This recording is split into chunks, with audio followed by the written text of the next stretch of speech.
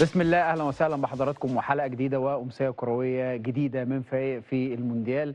وخلاص الواحد قلبه بيدق، وخلاص الدنيا بتقرب، وخلاص مصر وبلجيكا، خلاص واحنا دخلنا جوه الاحساس بتاع المباراه، وخلاص واحنا بنشوف منتخبات بتأدي بشكل كويس جدا جدا، فبناخد انطباع ايجابي. وخلاص واحنا بنركز، وخلاص والناس في بلجيكا مركزه معانا.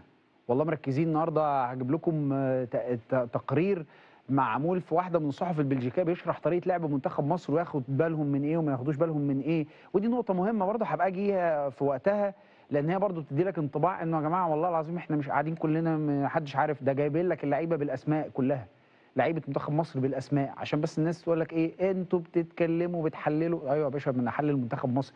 يعني الناس اللي هناك دي ما عندهاش حد يحلل؟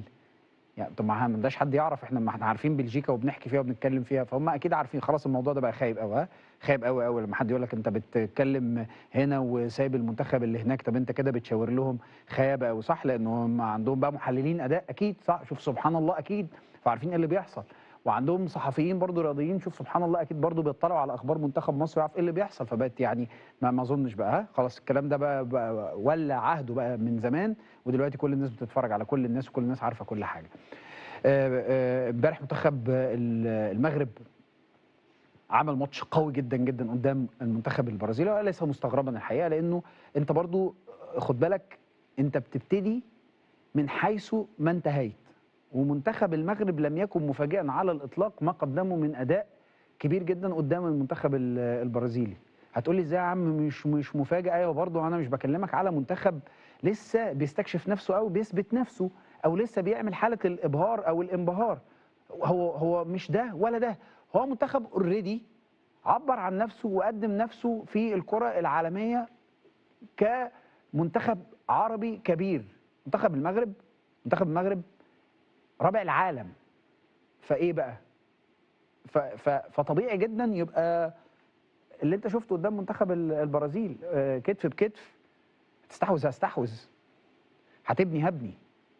بس عندي امكانيات، وعندي امكانيات عظيمه جدا جدا، وعندي لعيبه بسم الله ما شاء الله. كواليتي الباص يا جماعه، انا بقعد اتفرج الباصه لما بيبقى فيها جوده تبقى عايز تروح تقول روح يا شيخ الله يسترك، تبقى عايز تبوس الولا. يعني ابراهيم دياز الباص اللي عملها بيودي بيها سايبري، طق انت والجون روح. طب بص بقى على جوده الباص، وبص على جوده الفينش، الله حلوه. فالجمله نفسها على بعضها حلوه. لا، هو منتخب المغرب منتخب كبير، ومنتخب المغرب بيبتدي من حيث ما انتهى. فليس غريبا على الاطلاق انه منتخب البرازيل في احيانا بيتراجع ويسيب الكره لمنتخب المغرب، ويبقى منتخب المغرب هو الفاعل، والناحيه الثانيه منتخب البرازيل رد فعل. انا قاعد بتفرج على ماتش مش مستني حاجه من منتخب المغرب الا ده. لو اي حاجه تانية غير ده كانت هتبقى مفاجاه. ليه؟ لان هو ده القدر اللي حط فيه نفسه منتخب المغرب، هو اصبح هيحاسب ككبير. وانا دايما بحب فكره ان انا اقارن نفسي بنفسي. انا لما اجي اتكلم على امكانياتي بتكلم مقارنه بنفسي. انا كنت فين وانا هبقى فين؟ انا مش دعوه بحد، انا كنت فين وهبقى فين. فانت النهارده بتتفرج على راجل اللي عنده 18 سنه، مدافع بتاعهم ايوب بوعدي. انا مش عايز اقول لك ان هو اللي ما اتفرجش او ما شافش الراجل ده قبل كده هيبقى ده بالنسبه له مفاجاه انه ده عنده 18 سنه. انا مش هكلمك على كده، هكلمك على ان هو راجل جرى اعداده بيلعب في فرنسا، هم حاطين عينيهم عليه علشان ما يتاخدش في اي منتخب من المنتخبات التانية يروح لمنتخب فرنسا ولا اي حاجه. لا يا باشا، انت فين؟ انا في منتخب المغرب. هقول لك ان هم الناس هناك اشتغلت على فكره ان انا اتعامل مع كل الناس اللي خرجت من البلد وبقى عندها جنسيه مزدوجه، ان انا ما اسيبوش، فيبقى موجود في حضني ويرجع لي. فالكواليتي بيترد له تاني، الجوده بتترد له تاني. طبعا كم الاحتفاء باللاعب عربيا وعالميا ده طبيعي جدا. الناس بتتكلم في 50 مليون في لعيب عنده 18 سنه. انا بس عايزك تربط الربط البسيط ما بين العالم كله وهو بيشوف لعيب عنده 18 سنه وبيسقف له ومبسوط، والجوده ديت بتساوي 50 مليون يورو، وما بين ان احنا لسه بنتكلم مع بعض. حمزه عبد الكريم 18 سنه لسه ما عندوش يا ولا لسه ما عندوش الخبرات. حسام حسن عمل كده ليه؟ ازاي يفكر التفكير ده؟ احنا لسه في الحته دي. انت فاهم بقى؟ انت فاهم؟ هي دي. ده احنا حتى مستكترين على نفسنا ان احنا عندنا لعيب في برشلونه، مش في يعني مش عايز اقول حاجه عشان الناس ما تزعلش مننا بقى، ها؟ مش في هنا، مش في هناك، مش في اقول الكوم الاخضر لان انا بلدي منطقتي الكوم الاخضر فانت عادي. مش في الكوم الاخضر، انا كنت بلعب في مركز شباب الكوم الاخضر فتمام عادي، مش بلدي منطقتي يعني. فصباح الفل يا جماعه يعني في برشلونه وهيصعد للفريق الاول وانا مبسوط بيه. والناس بتقول لك لا ازاي الربط ده اوجد نفسه. والناس بتتكلم على ابو عدي ازاي 18 سنه، لا ما بتكلمش في الحته دي، لعيب جامد. هو انا بقى محتاج انا اعمل ايه؟ انا يا جماعه انا محتاجه ادي قوه دفع كبيره ليه؟ محتاج اقول له يلا شد حيلك في اي وقت ان شاء الله رب تنزل 5 دقائق تكسر فيهم الدنيا. محتاج هو يسمع كويس قوي قوي الناس كلها واثقه فيه. محتاج يعرف انه لما الكابتن حسام حسن اختاره ما اختاروش شكل ووجاهه، يلا احنا مستنيينك في الملعب ان شاء الله باذن الله. الكوره اللي تقدر تسجلها هتسجلها وهنبقى مبسوطين بيك. وده اللي انا بتكلم فيه الحقيقه، وده اللي احنا لازم نشتغل عليه. وده على فكره مش منا ولا فضل مننا، لا اعلاميين ولا رياضيين ولا محللين، قسما بالله ما منا ولا فضل، ده الطبيعي. شوف الناس تعمل ايه، ده الطبيعي جدا ان انا اعمله واقف جنب الراجل واساعده. ابنك يا اخي 18 سنه ابنك، يعني هو في مقام ابنك.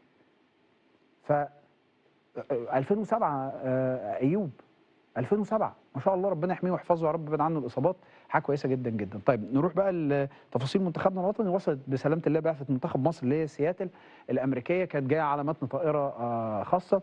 عندنا لقطات خاصه من في المونديال. عندنا طبعا زميلنا احمد عبد الباسط وزميلنا ايضا حسن غنيمه. الفيديو اللي قدام حضراتكم ده تحرك المنتخب للمران، ده تحرك المنتخب للمران، رغم ان انا مرتب معاهم الفيديوهات كلها قبل ما اطلع. وفي فرق بين الفيديوهات من داخل الفندق، وفي فرق تاني من الفيديو التاني اللي بعديها للمران، بس احنا ايه لازم نجيب حاجه قبل حاجه. فالفيديو اللي حضراتكم شايفينه قدامكم على الشاشه ده فيديو تحرك منتخب مصر للمران الختامي. وريت نصحصح جوه شويه يا جماعه، ها فريد صحصح شويه والنبي الله يسترك. فقدام حضراتكم على الشاشه المنتخب بعد ما وصل سياتل. دلوقتي دي اللي قدامكم ده كان تحرك منتخب مصر للمران الختامي قبل مواجهه بلجيكا، ودايما كنا موجودين في اللقطات الخاصه. النهارده هنعرض لكم لقطات خاصه مهمه جدا جدا. ده وقت الوصول اول لما وصل المنتخب لفندق الاقامه، وكان في استقباله عدد كبير جدا جدا من الجماهير المصريه او الجاليه المصريه. قدام حضراتكم على الشاشه تريزيجيه وحسام عبد المجيد، وكان قبلهم كابتن حسام حسن وكابتن ابراهيم حسن، وبقيه منتخبنا الوطني زيكو فتوح ومحمد هاني. ف وابو صلاح اهو طبعا، اينما وجد صلاح وجدت الهتافات. وعندنا لقطه حلوه النهارده لمحمد صلاح. طيب ماذا قال نجوم منتخبنا الوطني عن هذا اللقاء؟ نتابع مع حضراتكم هذا اللقاء لمحمود حسن تريزيجيه، واحد من اللعيبه الرجاله جدا جدا اللي معولين عليهم كتير جدا في هذا اللقاء. نتابع مع حضراتكم تريزيجيه.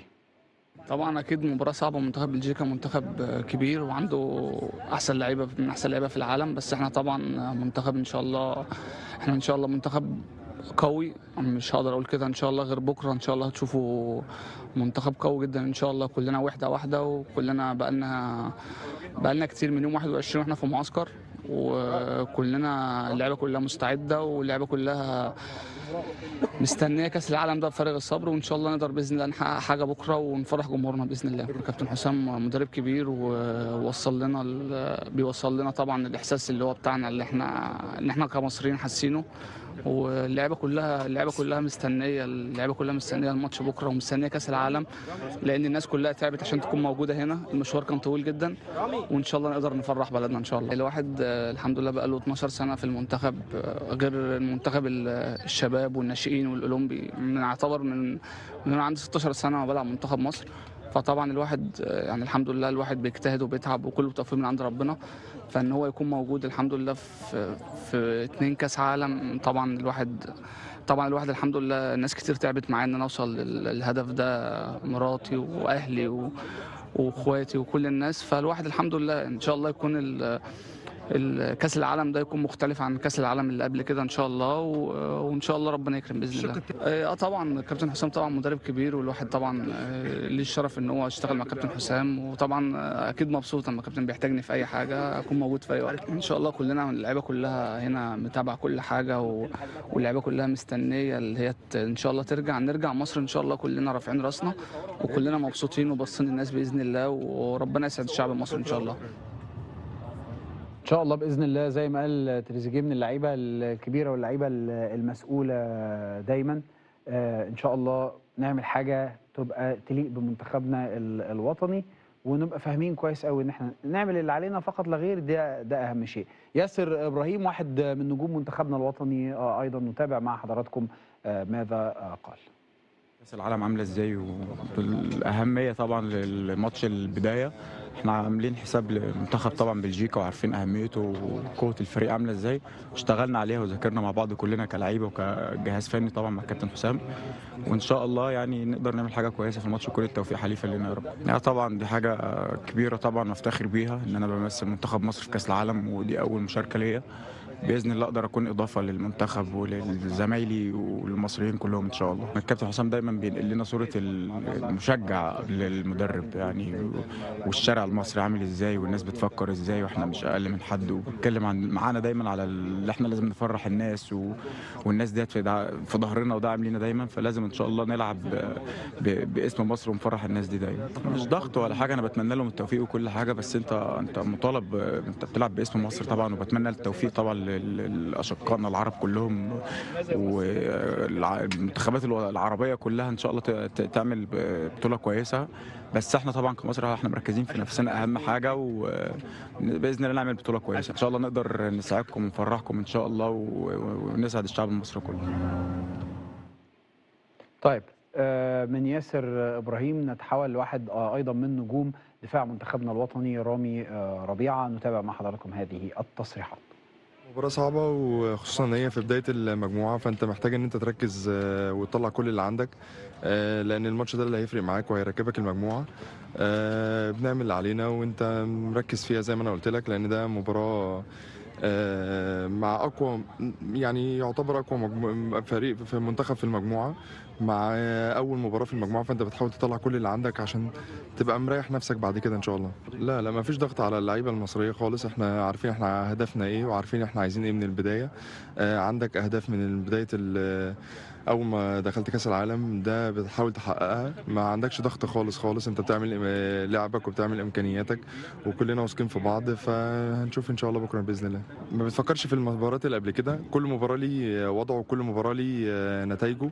بتفكر في ان انت تبقى بكره قادر تعمل اللي عليك وقادر تطلع كل اللي عندك، لان زي ما قلت لك اول مباراه في المجموعه دي بتفرق معاك قوي قوي قوي لو خدت 3 نقط. فبالنسبه لك ما بتفكرش في الماتشات اللي قبل كده مين اعلى من مين ومين اقل من مين.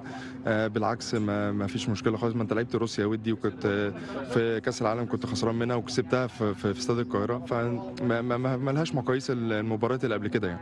لا اتعودنا، احنا جايين من بدري، فمتعودين ان احنا نتمرن في الوقت ده. حتى احنا جايين دلوقتي كلنا عارفين عاملين حسابنا من البدايه، وانت في مصر ان انت هتلعب الماتش الساعه 12، فبيبقى في طبعا تعود على الوقت وفي تعود على كل حاجه، فانت متعود انك تتمرن الصبح وتتعود انك تلعب مباريات الصبح. لا ما فيش مشكله خالص بين المسافات، لان انت جيت امبارح، فعندك كنت وقت للريكفري وعندك وقت للراحه وعندك وقت للتمرين النهارده، ومريح النهارده كمان، وماتش بكره ان شاء الله. الامور كلها كويسه والامور كلها ماشيه بشكل زي ما احنا عايزين، والحمد لله المباريات الوديه حتى مع البرازيل وروسيا مشيت بشكل كويس. نتمنى بس ان شاء الله الحظ يبقى معانا باذن الله بكره باذن الله، ونعمل علينا. طول عمرنا بنعمل اللي احنا نقدر عليه، زي بطوله افريقيا زي اللي بنقدر نعمله، وان شاء الله الشعب المصري يبقى ورانا ونحاول نفرحه ان شاء الله. كابتن حسام شرح كل المواقف الدفاعيه والهجوميه والتركيز اللي احنا محتاجينه، يعني درسناهم كويس وقدرنا نذاكرهم كويس. زي ما قلت لك احنا في البدايه في اول المجموعه المجموعه، محتاج ان انت تاخد 3 نقط لان ده هيفرق معاك في المجموعه كلها وهيفرق معاك وهيريحك، فنتمنى ان تبقى النتيجه في صالحنا ان شاء الله. طبعا حاجه كبيره وفخر كبير واهم حاجه دي اهم بطوله موجوده كاس العالم، فدي حاجه شرف ليا باذن الله. لا محتاجين التركيز، لا ما فيش حد بيتكلم على لعب، في مدرب بيتكلم على لعب الفريق، بس هو الكلام كله ان احنا محتاجين نركز ومحتاجين نطلع كل اللي جوانا لان احنا محتاجين التركيز ده ان شاء الله بكره باذن الله.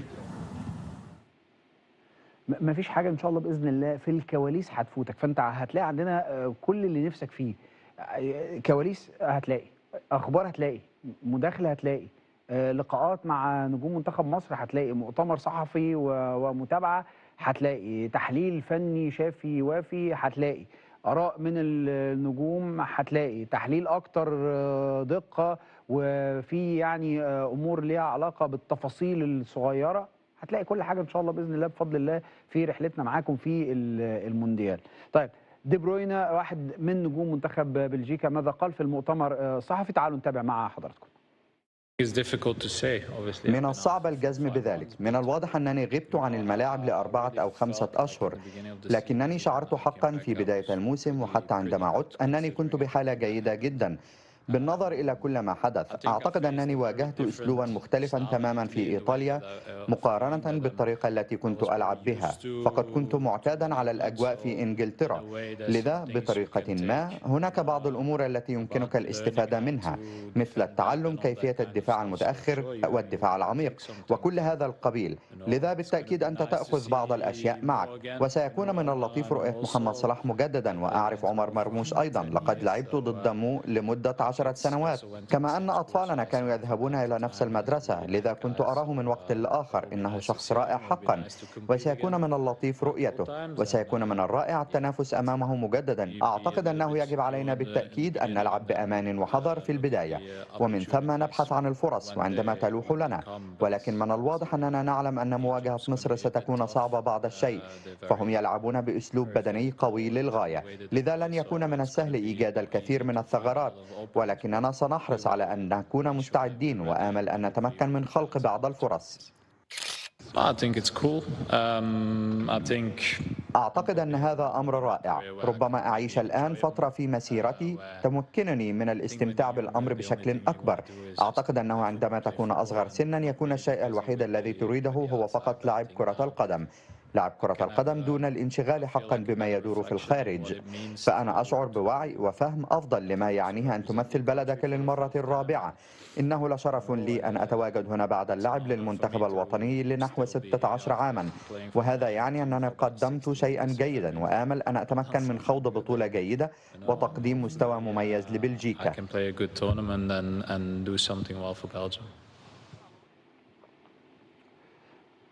دايما بقول انه الكرة فيها جوانب حلوة وممتعة. عيالنا اتولدوا فشافوا قدامهم محمد صلاح أيقونة مصرية ناجحة، مش على المستوى المحلي انما على المستوى العالمي، حتى كمان مش المستوى الاقليمي، على المستوى العالمي. نجاح مش طبيعي، ده يخلي الكبير والصغير بيحب محمد صلاح. بس اللقطة اللي هتشوفوها النهارده دي من اللقطات اللي زي السكر. طفلة جميلة مصرية كانت متواجدة النهاردة في الفندق، كل مناها مع أسرتها ومع مامتها إنه وباباها إنه تنده لمحمد صلاح فيشوفها محمد صلاح. عايزك تشوف التحرك الطفولي، المشاعر الطفولية. بنوتة جميلة عندها 10 سنين لأن هي قالت كده لمحمد صلاح. الفيديو ده خاص وحصري وكاميراتنا فقط هي اللي التقطته. تعالوا نتفرج ونشوف ونسمع المشاعر الحلوة اللي ظهرت ما بين البنوتة الحلوة وما بين محمد صلاح، لأن هي زي ما هو هيقول لها أنت في عمر بنتي. تعالوا نشوف. كابتن صلاح معلش يا كابتن.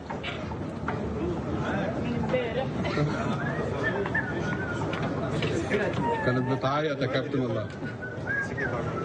امسكيه طيب يا نبي. بتعيطي ليه؟ عشان من امبارح مش عارفه تصور معاك. والله العظيم. عشان يعني عاملين لنا مشكله وكده يعني. عندي كام سنه؟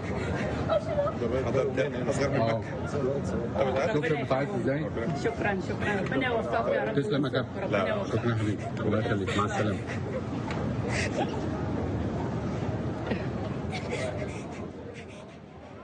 حبيبة قلبي زي السكر، هي مش مصدقة نفسها. ده النجم اللي بتشوفه وتسمع عنه وتشوف في التلفزيون وتشوفه في التليفون في الماتشات، مش مصدقة قدام عينيها انها بتشوف محمد صلاح.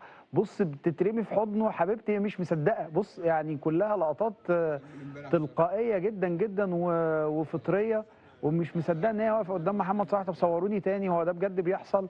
ومحمد يتكلم معاه، ولا تقريبا انت اصغر من بنتي او قد بنتي على حسب ما سمعت، يا رب اكون سامع صح. فلقطه من اللقطات الحلوه جدا جدا يعني. طيب من كالوسه لكالوسه، ومن لقطه للقطه ثانيه مش هتلاقوها غير عندنا في المونديال. زميلنا احمد عبد الباسط وحسن غنيمه عاملين شغل محترم جدا جدا. عندنا برضو فيديو تاني هعرضه لكم، انما انا معايا حسن غنيمه واحمد عبد الباسط. الالوان طلعت والفلوس بدات تطلع، وشغل البرديم بدا يبان، شغل البوكيت ماني بدا يبان على الشاشه. ده مش جايين بيه من مصر، اسمع مني. ازيك يا ابو علي؟ ازيك يا عبد الباسط؟ مساء الفل يا نجم. مساء الفل يا كابتن. ايه الاخبار؟ لسه والله ما فيش وقت اصلا، كله زي الفل. ما فيش وقت ان احنا نروح هنا او هنا، ما اليوم متلخبط فبنشتغل بس. طب بص يا باصت سكه ودغري، واللي هيقول فيكم الحقيقه يفتن على الثاني. سكه ودغري، ده لبس مصر ولا ده لبس امريكا؟ ده لبس البوكيت ماني؟ ده بصراحه كابتن لبس مصر. ماشي. باصت. لا ما لسه يا كابتن في اخر السفريه. طب خلاص اتفقنا. انت وعدتنا انك هتبعت، فلما تبعت هننزل نجيب معاك. انا ما وعدتش وما قلتش حاجه. اللبس ده كابتن من شبرا، انا وعبد الباسط جايبينه من شبرا. 100 100 100 100 اجدع ناس شبرا واهل شبرا. طيب يلا خلينا نخش في الاول. بس عايز اشكركم على الشغل الهايل اللي بعتوه، الكواليس الهايله اللي بعتوها، لانه انتم معيشين المشاهد في كل حاجه من امبارح للنهارده باللقطات. من ساعه ما ابتديت وانا مش لاقي وقت بعرض فيديوهات كتير جدا جدا، سواء وصول منتخب مصر لفندق الاقامه، او حتى الكواليس المتعلقه بانتقال منتخب مصر ولاعيبه منتخب مصر للمران، او حتى اللقطه الجميله للبنوته مع محمد صلاح، او حتى كمان لسه عندي فيديوهات تانية لسه هعرضها بالاضافه للقاءات. فبشكركم يا شباب، شغل هايل كالعاده، وليس مستغربا يعني ابدا عليكم. انتوا اقوى فريق عمل الواحد بيتشرف بيه. يلا ادونا تفاصيل اكتر. اتفضل يا حسن، اتفضل يا عبد الباسط. تسلم يا كابتن. بالتاكيد يا كابتن، النهارده في المونديال عندنا كواليس كتيره جدا من داخل معسكر منتخب مصر ومن داخل معسكر المنتخب البلجيكي، وازاي بعثه منتخب مصر بتستعد للاحتفال بعيد ميلاد محمد صلاح، وايضا الاجواء الجماهيريه. نبدا الاول بمعسكر منتخب مصر. النهارده الفريق 26 لاعب بقياده الكابتن حسام حسن خاض مرانه الرئيسي على ملعب هاسكي بارك واشنطن يونيفرسيتي في تمام الساعه 10 صباحا، وده كان المران الرئيسي بحضور كل وسائل الاعلام. يمكن واضح كده بين اللاعبين بيتكلموا مع بعض ان هم مش جايين من اجل التمثيل المشرف زي البطولات اللي فاتت، لا هم عايزين يعملوا انجاز تاريخي غير مسبوق. كل اللعيبه بتتكلم مع بعض احاديث وهم من ساعه ما نزلوا هنا في مدينه سياتل. واللعيبه بالمناسبه يا كابتن حاسين براحه اكتر هنا في سياتل، اكتر من مدينه سبوكن، لان سبوكن طبعا كانت بتحمل بعض الطابع الريفي، لكن هنا سياتل هي مدينه الاثرياء، مدينه بتحمل طابع اقتصادي فيها 800,000 نسمه. ودي ميزه على فكره ان ما فيهاش عدد كبير من الناس، عشان كده الجمهور المصري اللي ماشي في الشوارع بيكون ظاهر بشكل قوي جدا، وبيقدر ينقل دعمه للاعبي منتخب مصر من اول وصولهم للمطار تاكوما هنا في مدينه سياتل. وحتى والاتوبيس اللي مكتوب عليه ايجيبت الموجود هنا من الفيفا ماشي في شوارع سياتل، بيلاقي الجاليه المصريه والجمهور المصري دايما بيبعت رسائل الدعم والتحيه للعيبه خلال سيرهم بالاتوبيس في شوارع سياتل وامام التدريبات. كابتن حسام حسن كمان في المحاضرات الفنيه بيتكلم مع اللعيبه، احنا بكره عايزين نكسب بلجيكا، احنا مش جايين للتمثيل المشرف، احنا لسه لاعبين من اسبوع ماتش مع البرازيل، يعني خلاص ما فيش اقوى من البرازيل، احنا قفلنا اللعبه، فبالتالي ما فيش داعي للخوف، احنا كعبنا عالي على بلجيكا ونقدر ان احنا نكسبها، وان احنا نكسبها ده مش مفاجاه. وقف عندك النهارده وقف عندك يا ابو علي، وقف عندك. الناس بس مش هتقول لك كعبنا عالي عشان احنا لعبناهم قبل كده يا جماعه وكسبنا 4، فبس الناس تبقى فاهمه القصه ديت يعني، فاحنا جايين من القصه دي. طيب خلينا نخش في تفاصيل اكتر. باسط اديني قول لي الكابتن حسام النهارده هل تفكير اختلف عن امبارح؟ التمرينه مشيت ازاي؟ الدنيا ماشيه ازاي؟ درجه الحراره يعني دخلوني اكتر جوه التفاصيل في الديتيلز. طيب يعني خليني اقول لك درجه الحراره النهارده اعلى من امبارح شويه، حتى كنا في الملعب كانت اول ما المران بدا يمكن في الفيديوهات اللي معاكم بدا رشاشات الميه اللي في الملعب بترش ميه، فاللعيبه نزلوا تحتها، يعني اللعيبه نزلوا تحت الميه دي بحيث ان درجه الحراره كانت عاليه شويه. التمرين ما طولش قوي كابتن حسام برضه عشان درجه الحراره هو خلاص مستقر بشكل كبير.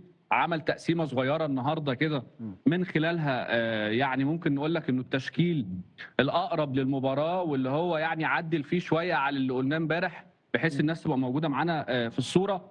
مصطفى شوبير مفيش عليه اي خلاف في حراسه المرمى، وزي ما قلنا امبارح ان هو مستقر على 3 وممكن يرجع يلعب ب2. فاللي حصل ان كابتن حسام هيرجع يلعب ب2 في قلب الدفاع، هم ياسر ابراهيم وحمدي فتحي ناحيه اليمين، محمد هاني ناحيه الشمال، احمد فتوح. ده الرباعي اللي ورا، قدامهم 2 مهند لاشين ومروان عطيه في القلب الدفاعي، قدامهم او معاهم في نص الملعب امام عاشور، في الحته اللي قدام محمد صلاح، مرموش وزيكو. يعني يمكن زيكو هو اللي ممكن يبقى مفاجاه ان هو يبدا بيه الكابتن حسام حسن. فتاني لو اعيد لك التشكيل مره واحده بدون لا انت بتقول لي المفاجاه كده بالنسبه لي انه تريزيجيه هو اللي مش في الحسابات، انا كده فهمت صح؟ بالظبط. فكده تريزيجيه مش في الحسابات وزيكو اللي داخل الحسابات، فيبقى التشكيل الاقرب اللي هيلعب بيه كابتن حسام حسن هو مصطفى شوبير، محمد هاني، ياسر ابراهيم، حمدي فتحي، احمد فتوح، ومهند لاشين ومروان عطيه، ومعاهم امام عاشور. في الحته اللي قدام زيكو ومحمد صلاح وعمر مرموش. ده ال 11 لعيب اللي كابتن حسام استقر عليهم ان هو يبدا بيهم مباراه بلجيكا. خليني اقول لك كمان معلومه من داخل المعسكر، انه محمد صلاح وعمر مرموش قعدوا مع حمزه عبد الكريم واتكلموا مع حمزه عبد الكريم، لانه الكلام الكتير او الانتقادات لحمزه عبد الكريم اللي بدات تظهر شويه من بعض الناس، قالوا له ولا تسمع ولا تفكر. حمزه كان رده برضه ان هي العقليه بتاعته ولا بسمع ولا بفكر ولا هفكر، وانه حمزه عبد الكريم بيتعامل كمان اللعيبه كلها محتضناه بشكل كبير جدا. الروح الحلوه النهارده بين محمد صلاح وبين اللعيبه في التدريب، محمد صلاح بيهزر وبيضحك وتريزيجيه بيهزر مع دونجا، لقطات كتير جدا يمكن موجوده معاكم. فانا بقول لك ان شاء الله نبقى متفائلين وان شاء الله نقدر نعمل نتيجه طيبه بكره يعني. طيب حسن، ظهرت الدنيا افضل فيما يتعلق بالحضور الجماهيري.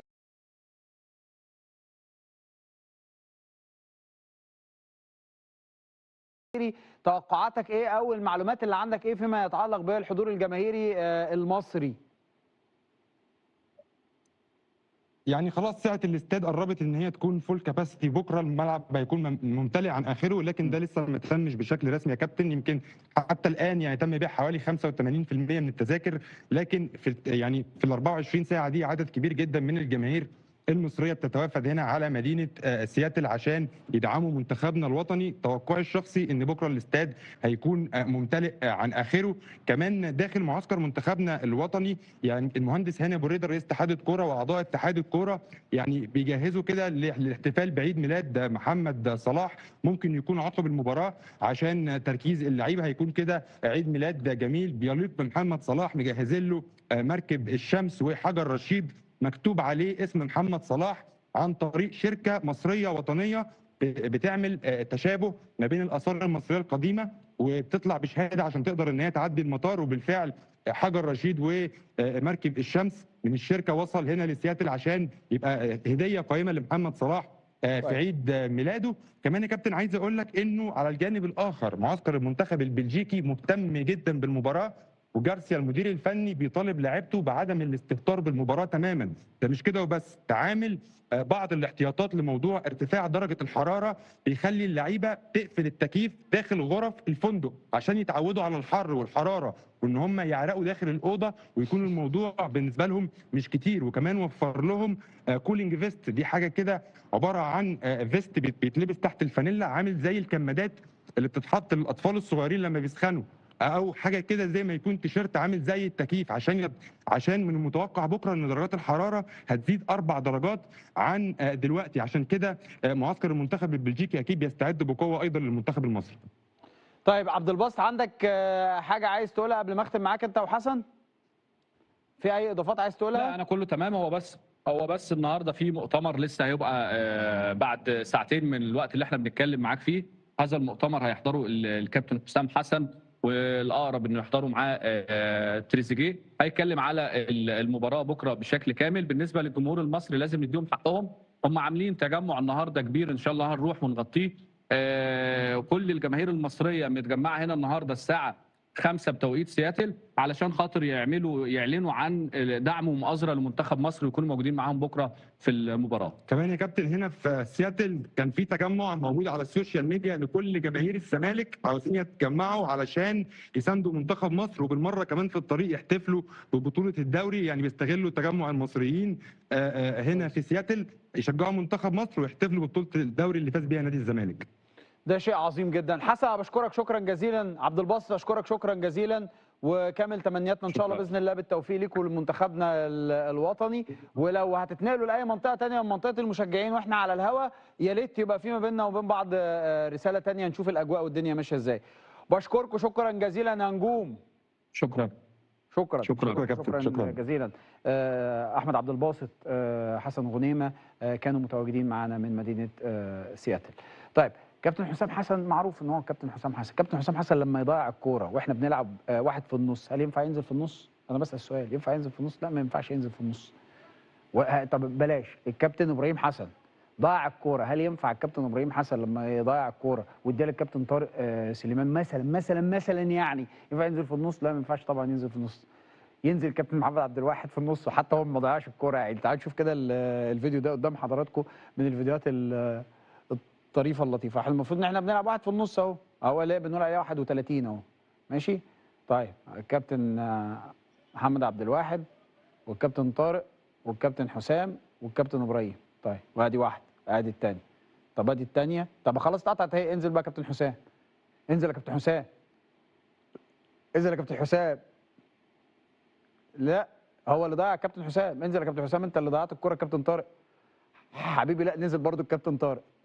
ينزل الكابتن محمد عبد الواحد لما يضيع يضيع الكابتن محمد عبد الواحد ينزل، يضيع الكابتن طارق ينزل.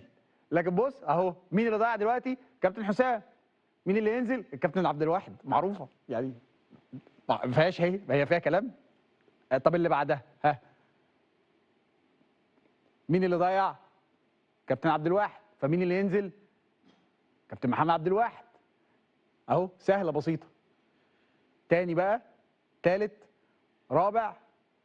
طب ضيع كابتن حسام؟ ضيع كابتن ابراهيم؟ ضيع.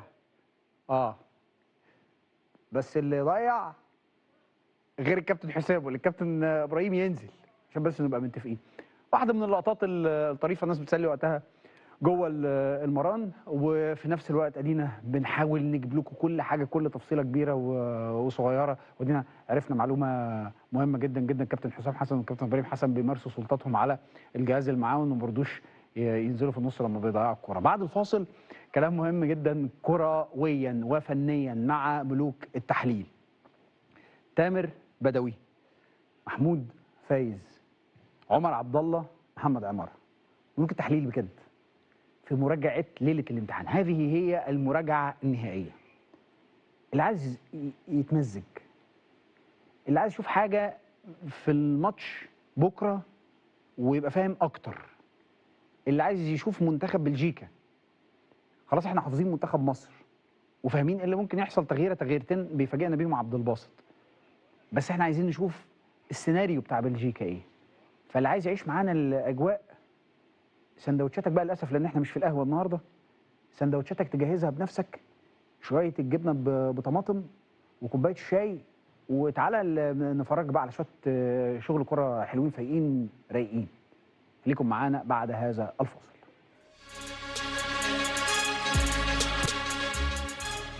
شايك قهوتك سندوتشاتك، وتعالى بقى نشوف مراجعه ليله الامتحان. ان شاء الله باذن الله يكرم المرء بكره ان شاء الله باذن الله قدام منتخب بلجيكا والدنيا تبقى ماشيه كويس. خلونا نرحب بملوك التحليل اللي مشرفينا النهارده، وتشكيلنا من الشمال لليمين الجينيوس عمر عبد الله.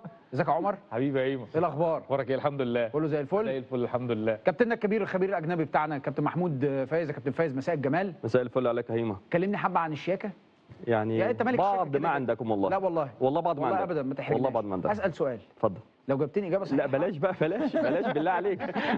اللون ده ايه؟ ده اللون ده والله حلو. عمر الوحيد اللي هيجاوب صح. ماشي. هو الوحيد اللي جاوب صح بصراحه. قول لي يا عمر اللون. انا مش اتفضل قول. لا يعني هو في الحقيقه لا منه لبني ولا منه جراي. ولا منه جراي، هو لون حلو في النص. يا جماعه قولوا لنا اللون ده. بس هو سؤال الحلقه. نسال بنات. سؤال البنات. سؤال البنات. سؤال البنات. سؤال سيدات البيوت في حلقتنا النهارده، ما هو لون بدله الكابتن محمود فايز؟ برافو عليك. ولو السي سي يو ظابط الدنيا تطلع عندكم كويسه. لو السي سي يو مش ظابط الدنيا، بس انا بتهيألي ظابط الدنيا. هو عمار قال حاجه كده غريبه. ليه والله في جدينا تاني.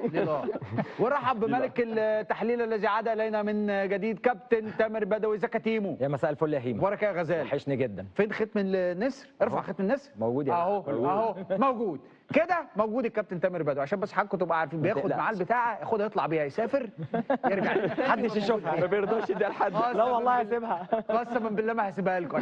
متفقين. نور الدنيا يا تيمو. حبيبي يا هيما، ده نورك. اخونا وحبيبنا وملك الارقام والاحصائيات الاستاذ محمد عماره. ازيك يا عمره؟ ازيك يا هيما؟ مبارك يا صاحبي. مساء الجمال. نفس اللون. نفس اللون. بتشوفوا حد؟ بحاول اروح للخبير الاجنبي. بتحاول تروح للخبير؟ ماشي. اتعلم منك يا عمار يا باشا، ربنا يخليك. طيب احنا النهارده في ليله الامتحان، فخلونا نخش في التفاصيل في الديتيلز. هنقسم منتخب بلجيكا ونقطعه ونفكه وبعدين نعيد تركيبه. خلاص؟ منتخب بلجيكا ده جامد في ايه، ومنتخب بلجيكا ده مش جامد في ايه. فيلا نبتدي نشوف هو جامد في ايه. بس هطلب منكم طلب عشان المشاهد يبقى عايش معانا الجو. وانا بقول هو جامد في ايه، اقول انا منتخب مصر محتاج يعالج الجموديه دي ازاي. يعني لو عنده نقطه قوه منتخب بلجيكا، فانا عايز اعرف منتخب مصر يعالج النقطه دي ازاي. مهاجمينه جامدين، فانا محتاج ياسر وحمدي يعملوا ايه. اتفقنا؟ عشان نخش جوه سيناريو المباراه. تعشيقه في قلب الديتيلز. يلا يا جينيوس. يلا بينا. قص الشريط. ماشي. لو رحنا لهجوم منتخب بلجيكا كنقط قوه في المنتخب البلجيكي، واحد طبعا من اقوى المنتخبات هجوميا، وكان تاني اقوى هجوم في قاره اوروبا في تصفيات كاس العالم. هو عنده اكتر من تريك بيشتغل عليها. كنا في الحلقه اللي فاتت كان معايا عز واتكلمنا على التريك اللي هو بيشتغل بيها، اللي هو يطلع دوكو لبره ويدخل جناح او الظهير في الهاف سبيس او المساحات اللي ما بين قلب الدفاع والظهير. لكن عنده كمان نقطه مهمه جدا ابراهيم بيستغلها. المهاجم اللي بيلعب بيه المنتخب البلجيكي اللي هو ديكتلير، هو اصلا مش مهاجم، هو كان لعيب رقم 10.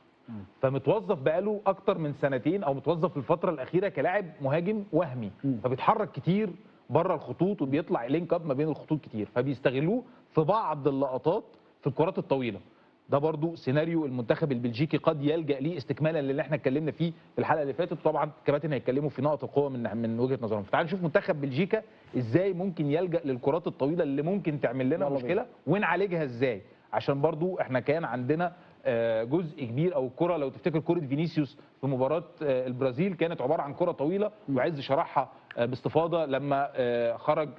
عايز تقوم تشاور تشرح عيش حياتك. معانا الليزر بتاعنا الدنيا زي الفل. ماشي. قسم بالله الليزر ده ولا بيبان على الشاشه ولا اي حاجه. بص اعمل كده، اعمل كده اهو، وريني كده. لا والله شغال. لا يعني اهو والله العظيم يا رب اهو بيبان اهو. ماشي. بس الشاشه بتاعت الشاشه دي يمكن على الاضاءه دي. طب يلا بص هنا دي كره طوليه من الدفاع. هنا اللي نازل ده الراجل المهاجم الديكتلير. بص كام سهم طالع من الناس اللي من تحت. هي دي لعبه مهمه جدا المنتخب البلجيكي بيلعب عليها. بينزل راس الحربه يسحب معاه سنتر باك ويفضي المساحات دي، يتحرك فيها دي بروين من تحت، يتحرك فيها دوكو من اليمين، او يتحرك فيها تروسارد من الشمال، او العكس لو دوكو ناحيه الشمال وتروسارد ناحيه اليمين. دي كانت في مباراه ويلز للمنتخب البلجيكي. تعال نشوف اخر مباراه المنتخب بلجيكا قدام تونس اشتغل على نفس اللعبه تحديدا. نشوف الصوره اللي بعدها هتلاقي بالظبط دي كره طويله من حارس المرمى من تيبو كورتوا. الراجل اللي تحت اللي في اخر الكادر خالص تحت ده جيرمي دوكو، ساحب السنتر باك وطالع بيه لبره. بص الصوره اللي بعدها هتلاقي كره، بص خلق موقف 2 على 2 بكره طوليه. هنا دي غلطه من المنتخب التونسي. ما ينفعش التنظيم الدفاعي المنتخب التونسي يبقى كده، ومش عايزين المنتخب بتاع تنظيم الدفاع المنتخب مصر يبقى كده. ما تتسحبش الواحد المان تو مان اللي اتكلمنا عليه على المباراه اللي فاتت بتاعت البرازيل. ما تخليش المهاجم ياخدك ويطلعك لبره، لان الصوره اللي بعد كده هتوريك ازاي 2 على 2 دي. بص عمل ايه؟ الراجل خد السنتر باك وطلع لبره، الراجل تاني جيب وشه راح هو الجول. التريكه دي واحده من اهم العوامل اللي بتتاخد، او من اهم التحركات لخلق المساحه. ده المنتخب البلجيكي بيشتغل عليها كتير جدا، شفناها في لقطه منتخب ويلز لما نزل ديكتلير ودخل الثلاثه من تحتيه، وبتشوفها النهارده لما ديكتلير بياخد الراجل السنتر باك يسحبه لبره ويفضي. بص الراجل راح هو والجون مباشره من ورا السنتر باك بتاعه، من ورا الباك رايت بتاعه. الصوره اللي بعدها هتلاقي دوكو ده داخل لحد جوه منطقه جزاء المنتخب التونسي وضيعها في الاخر خالص، خرج بيها لبره. بس بص خلق المساحه ازاي. دي مشكله كبيره جدا لو اعتمدنا على طريقه رقابه الرجل لرجل. لازم عشان نربط بقى المشهد ده هنشوفه كتير. لما هتيجي المنتخب البلجيكي هيلاقيك نازل بالبلوك لتحت، هيبدا يرجع الكره لورا ويبدا يحضر عشان يسحبك فوق. لما يسحبك فوق ممكن يلجأ لكرة طويلة عشان يخلق موقف الاثنين على اثنين. ده لازم اللي يحصل كالآتي: الاربع مدافعين بتوعنا لو واحد هيطلع مع ديكتلير الثلاثه يقفلوا. ماشي. سيب دوكو ما تروحش معاه، سيبه هو هيجي لك. لازم الثلاثه يقفلوا بالشكل اللي احنا بنتكلم فيه 3-1. ماشي. لازم الثلاثه يقفلوا تحتيه عشان المساحات دي ما تتخلقش ولا لدوكو ولا لتروسار ولا لدي بروين، الثلاثه اللي بيجوا من تحت. عشان هنشوفها كتير ان المهاجم بينزل بسنتر باك وبتتلعب الكره في ظهره للثلاثه اللي من تحت. فلازم نشتغل على دي، ان لو واحد هيطلع يبقى الثلاثه كلهم يقفلوا كسنتر باكس لحد ما واحد من نص الملعب يرجع ويغطي المساحه دي. طيب دي اول روشته على الطريق. كابتن فايز اتفضل. عجبتني جدا فكره عمر، كنت انا عايز اظهرها لكن جبت فكره ثانيه. نجيب يا جماعه نقاط القوه بتاعت بلجيكا. ايوه سلام يا سلام، عشان ابين البدله طب يا جماعه دوكو افكت، انا عملته الدوكو افكت. يعني دوكو افكت تاثير دوكو، وليس فقط وهو معاه الكوره ولكن وهو مش معاه الكوره برضه. بمعنى ايه؟ هنا دوكو تمام، احنا اللي مشاورين عليه ده. ماشي. بص بقى اللي جاي من ورا، 1 2 3، الاثنين دول بيعملوا ايه؟ الاثنين المهاجم والوينج العكسي يروح عامل ايه؟ يعملوا بلوك. ليه؟ علشان الباس باك ده اي حد جاي من ورا على طول. دي مثلا بالمناسبه ده اللي شاط جت في العارضه. شغل يا شباب الصوره اللي بعدها يعني. بعديها على طول نفس الكلام. دوكو عامل ايه؟ فاتح عرض الملعب زي ما انت شايف كده. مين اللي جاي؟ الليفت باك جاي في الهاف سبيس. نفس الفكره، الاثنين سترايكرز بيتحولوا ايه؟ لسترايكرز يعملوا بلوك. واللي جاي من ورا شغل يا شباب، عد بقى معايا. بص انا اخترت مباراه تونس، وقف يا جماعه ستوب. دوكو نفس الكلام، جاي من ورا دي بروين، جاي من ورا تاليسمان، جاي من ورا. هنا نفس الفكره، البلوك علشان خاطر اللي جاي من ورا يبقى على طول. دي كلها اهداف. شغل يا شباب. فمش دوكو بس انك انت تبص عليه، هنا دوكو نفس الفكره بالظبط، هو بيستلم بيعمل بلوك اللي جاي من ورا. دي بالمناسبه اللي جاب الجول تقريبا هنا دي بروين شاط من هنا تقريبا. رغم انه برضه انا كان تعليقي على الكره دي قبل كده، عدد كبير جدا جدا من لعيبه منتخب تونس وعدد اقل من لعيبه منتخب بلجيكا، بس التمركزات ديت مختلفه عن دي، وبالتالي هقول لك ليه دلوقتي. شغل يا شباب يلا. هي دي تاثير دوكو. دوكو هنا بص كام لعيب من لعيبه تونس، 1 2 3 4 5 6 7 7 لعيبه باصين لمين؟ لدوكو. مين اللي جاب جول؟ اللعيب ده تروسارد. مهما كان اسمه بقى، تروسارد الوينج العكسي رقم 8 جاي من ورا. مش الفكره انك انت كمنتخب مصر النهارده انك انت ازاي ما يكونش تاثيرك فقط على دوكو، او انت تبقى باصص او مركز على دوكو وسايب بقيه اللعيبه الخطوره عندهم بتبقى كبيره جدا قادمين من الخلف. بحب قوي الكابتن محمود فايز وهو بيقف على بيحاضر بيحاضر والله. يعني بص الانتباه بتاعه مش بتلاقيه رايح للشاشه بس، بيتكلم معايا ويتكلم معاكم ويتكلم مع الجمهور. فدي من سمات المحاضر. انت محاضر على فكره والله صح يعني. وبنعلم المحاضرين يحضروا. طيب فالحمد لله الملكه بسم الله ما شاء الله موجوده. حبيبي والله يبارك. ففكره اول فكره دوكو، تاثير دوكو مش بس هو معاه الكوره ولكن القادمين من الخلف. شغل يا شباب. طب الفكره الثانيه اللي عندهم ايه عشان يبقى خلصنا نقاط القوه؟ هنا دوكو نفس الفكره. دوكو هنا جمع اللعيبه كلها. مين دول كلهم عاملين بلوكات؟ مين اللي جاب جول؟ دي بروين. دي بروين استلم هنا شاط الكره هنا هدف. شغل يا شباب عشان يبقى خلصنا النقطتين قوه لمنتخب بلجيكا مع النقطه بتاعت عمر في الكاونتر اتاك. الكورنرات عندهم لعبه خطيره جدا. هو بيعمل ايه؟ أيوة انت عامه شورت كورنر بتعمل ايه؟ هو بيلعب الكره القصيره. ليه بلعب الكره القصيره؟ ليه بقى؟ عشان 2 لعيبه اللي واقفين على العارضه قريبه دول يطلعوا، يبقوا 2 على 2، مش واحد بس اللي يطلع. هي في كونسبت كده في الكوره، لما بنلعب الكره القصيره لازم اللي العارضه قريبه يطلع. ماشي تمام، الاكثر يعني صحه. فبالتالي لو واحد راح معاه يبقى الاثنين هيطلعوا، يبقى احنا قللنا اللعيبه بتاع المدافعين جوه المنطقه. ومعلش في دي يا كابتن فايز، هو دوكو هنا واخد عين الاثنين دول عشان يفضي المساحه لدي بروين. الله ينور عليك. ولعيب في الدقه. بص الاوبشن ده، بص الاوبشن ده اول كروس دول بقى بيعملوا بلوكات، هم شغالين في البلوكات، شغل اللي بعديها بلوك بيفصل المدافع علشان بلوك. خاطر يهرب لعيب. الله ينور عليك، نفس الفكره بالظبط. هيلعب القصيره، جه دوكو عشان ياخد معاه يطلع واحد اللي واقف هنا، جه هنا يبقوا 2 على 2 عشان ما يروحوش 2 على 1. فضل بره المنطقه الثلاثه اللعيبه دول، بص بيعملوا ايه؟ بلوكات علشان الكره تيجي هنا، علشان ايه؟ ده بيشوط. فبالتالي لازم نهتم جدا بالكره الثابته. لا انا عايز افهم انا افك البلوك ده ازاي. يعني انا دلوقتي لما اللعيبه دي كلها عامله اقفال بمعنى اصح في الضربات الثابته او في الضربات الركنيه، او حتى كمان في الكرات اللي هو بيطلع فيها ويعمل باك باص، فهو بياخد معاه لعيب وياخد ويقفل عليه، افتح انا البلوك ده ازاي بقى؟ طيب احنا كمدربين احنا النهارده ما نقدرش نحلها، ده من المفترض اللعيبه بتتعلمها من هو صغير، ازاي تهرب من البلوك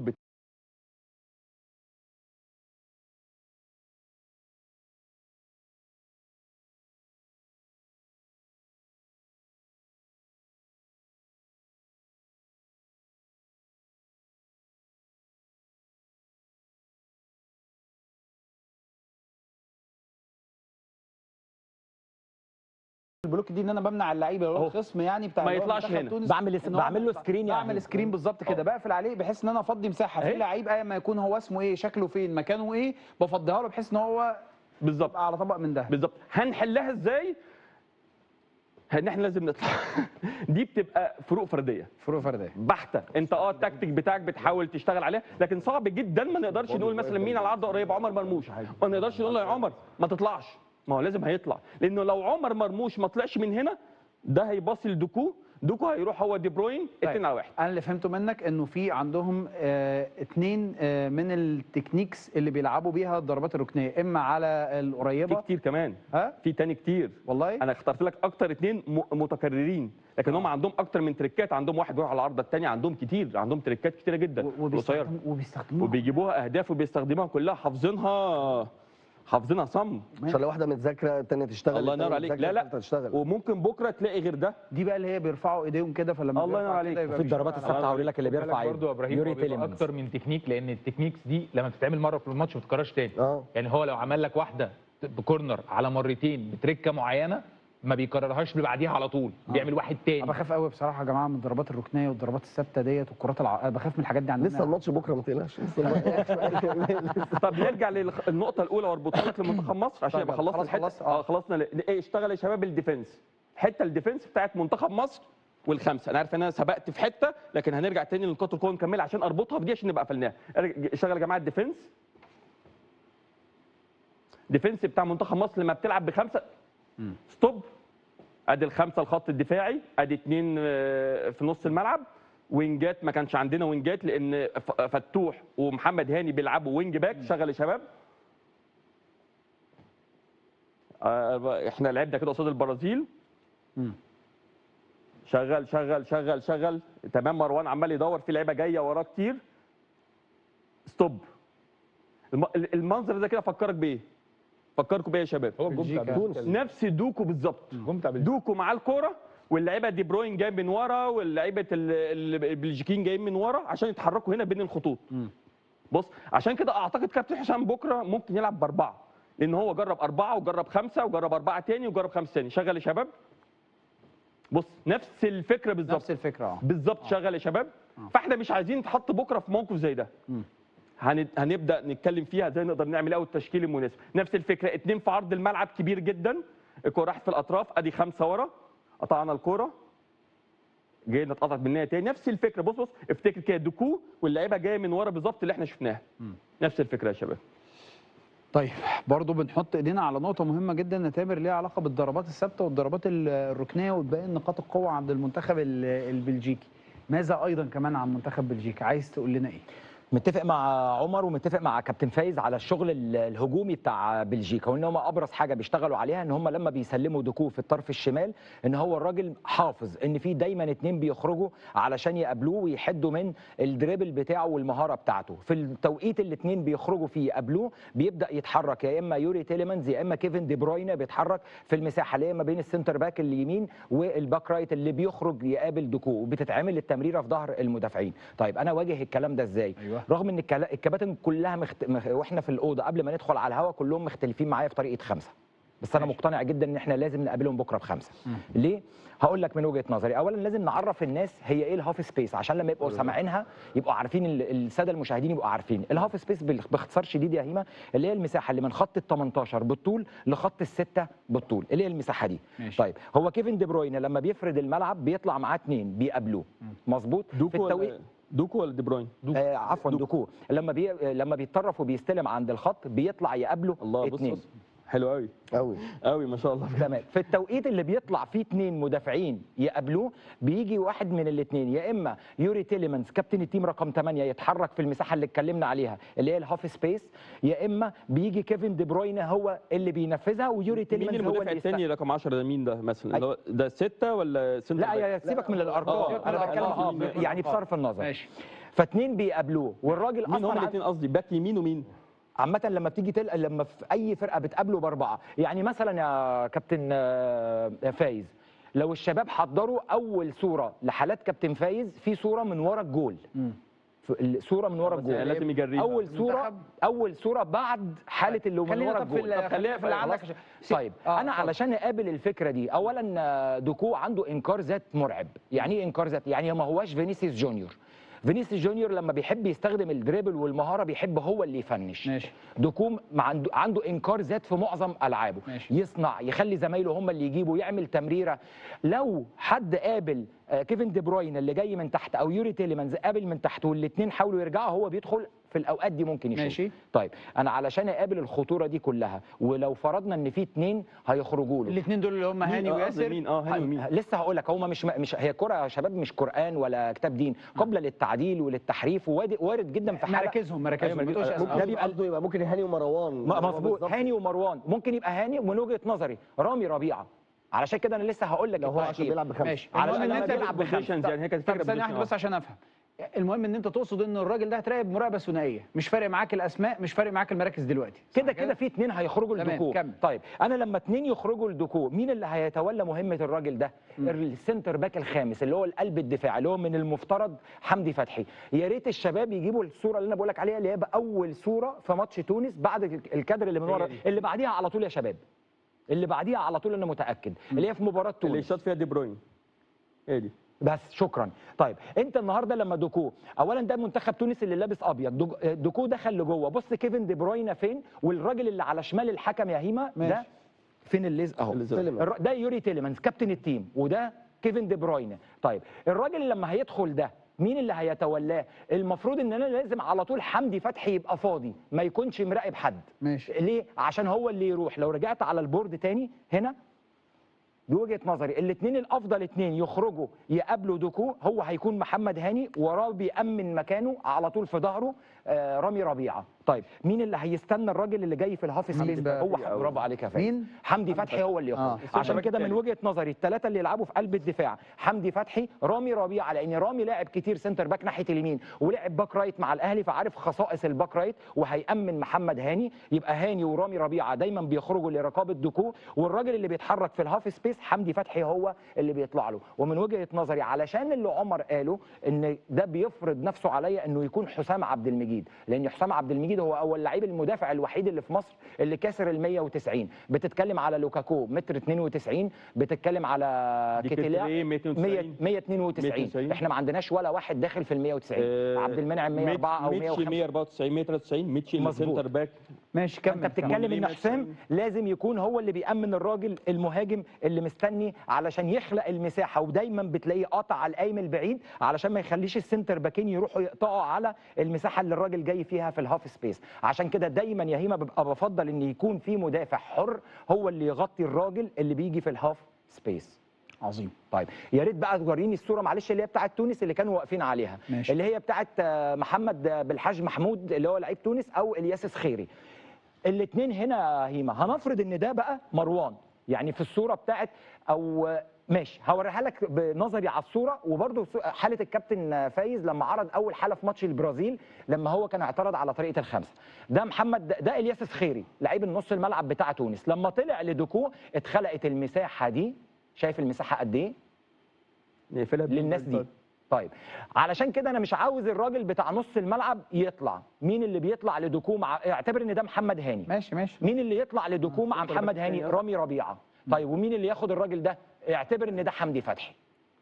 هو اللي يطلع يقابله ويلتزم حسام عبد المجيد بالمهاجم بتاعه. ايوه مين بقى يمسك دي بروين؟ هيدي الاثنين بتوع نص الملعب، مهند ومروان، خلاص هيقابلوا الاثنين اللي جايين من تحت.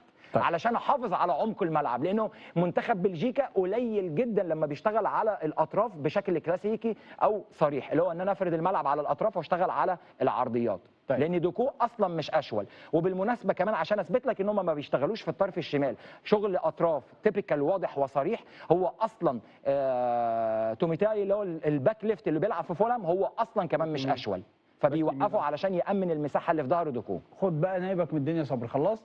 خلصت.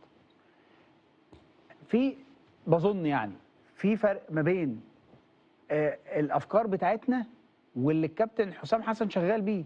طبعا. هل انت عايز تقول لي انه الكابتن حسام حسن هيجي النهارده بعد ما قطع المشوار ده كله هيجي يلعب بكره قدام بلجيكا باثنين مساكين ما لعبوش جنب بعض الفتره اللي فاتت دي كلها، وهو مشغل ياسر ابراهيم سيد مثلا وحمدي فتحي، او ياسر ابراهيم وعبد المنعم، وهيغير كل ده ويلعب برامي ربيعه وحمدي فتحي طيب. او حسام عبد المجيد؟ عايز تقول لي كده؟ اولا الخط الخلفي اللي في الفتره الاخيره من وجهه نظري انا بستبعد محمد عبد المنعم خالص من وجهه نظري. ماشي. جاهزه لا لسه هقول لك. محمد عبد المنعم واحد من افضل قلوب الدفاع في افريقيا كلها. بص هنا انا مش بقيم لعيب، انا بقيم فكره. ما انا هرد عليك. هل الكابتن حسام حسن انت تحس ان هو ممكن بكره يلعب بحسام عبد المجيد؟ ايه اللي يمنع؟ ان هو ما شغلوش معاه، ما اشتغلش بيه، ما لعبش بيه خالص. ايوه يعني ما جربوش قدام ولا رامي ولا ما شغلوش في الماتشات كلها. فهل انا هجيب واحد ما اشتغلش بيه كل الماتشات هزقه في ماتش زي ماتش بلجيكا وانا ما اشتغلتش بيه قبل كده؟ انا بسالك. هرد عليك رد عنيف شويه. لا امال انا واخده ليه؟ علشان ممكن يبقى له دور في لعيب، ممكن طب ما ده دوره يتصاب في لعيب ممكن. طب ما انا بقول لك اهو ده دوره. ما كابتن فايز قال لك الاثنين الفراوده بتوعهم، نتكلم بقى بالبلدي، الاثنين الفراوده كاسرين ال 190 والباك اليمين 192 والسنتر قول الباك رايت بيلعب. قول ده هيزيد في الكرات الثابته. ماشي. لكن انا بتكلم في اللعب كره متحركه هتبقى محتاج سنتر باك طويل يكون طويل حتى عشان الكوره. بس كابتن حسام مش هيعملها. يا جماعه هو انا بقول ان تامر بيقول غلط؟ ايوه صح. انا ما بقولش تامر بيقول غلط. لا احنا بنتناقش دي حلاوتها. ده على ارض الواقع. انا دلوقتي قاعد في ملايين بيتفرجوا علينا، فالناس بتتفرج علينا دي بيقول لك طب هو حلوه الفكره والله وطويل والدنيا والبتاع، بس هل هو هيعمل كده؟ صعب في بدايه كاس عالم. فهمت الفكره؟ طيب امال انت متوقع مين اللي هيلعبه؟ لو هيلعب بسنتر باكين هو مش هيغير. انا بسال. هو حمدي فتحي وياسر، ولو هيغير هيبقى في عبد المنعم. طيب انا بقول لك من وجهه نظري الشويه اللي خدهم عبد المنعم في روسيا والشويه اللي خدهم في البرازيل، انا بقول لك عبد المنعم بعيد تماما عن المباريات. ماشي ما انا بقول لك تاني مش فنيا. ما هو ما اختلفناش يا عماره. يبقى انا هرجع تاني للسؤال اللي سالته لابراهيم، يبقى انا واخده ليه؟ هو من الاخر واخد حسام ليه؟ القصد كده ان احنا بنحط نقطه او ضوء على فكره ان انت دايما الكوره العاليه لديكتلير مثلا اللي هو المهاجم ده انت دايما هتكسرها. لو مش معاك مدافع زي حسام عبد المجيد طويل، لو واقف ياسر او واقف حمدي فتحي بنسبه كبيره جدا الكوره العاليه انت مش تاخدها. اللي انا عايز اقوله يا هيما كلمه اخيره، هو مين اللي في الخط الخلفي عندك؟ لو افترضنا انه بدا بلوكاكو، مين الوحيد اللي شكرا ولا واحد؟ هو كابتن فايز فهم السؤال بتاعي قبل ما اساله. ممكن اغير السؤال؟ بص السؤال ده اعمله لك برويتا دلوقتي كده واروح بيه لمحمد عماره كده ان بتاع. يلا. هو كابتن حسام حسن مثلا مش عارف ان هو كان هيلاعب بلجيكا اول ماتش، فعندهم لعيبه فيهم اطوال، فهو فاهم ان الاطوال وخد دي هيما ثانيه واحده لازم يبقى قدامها اطوال، فهو يجهز حسام عبد المجيد في الماتشات اللي فاتت. خد دي هيما كمان. خد دي هيما عمر يرد مره واحده. نيوزيلندا ما بتلعبش غير لونج بول على ناس طويله. الاربعه اللي قدام طوال جدا بيلعبوا وعمر جاب الحالات طب يا باشوات، طب املوك الشغلانه، طب املوك التحليل، حضراتكم بتقولوا لي دلوقتي ان احنا محتاجين لعيبه طويله.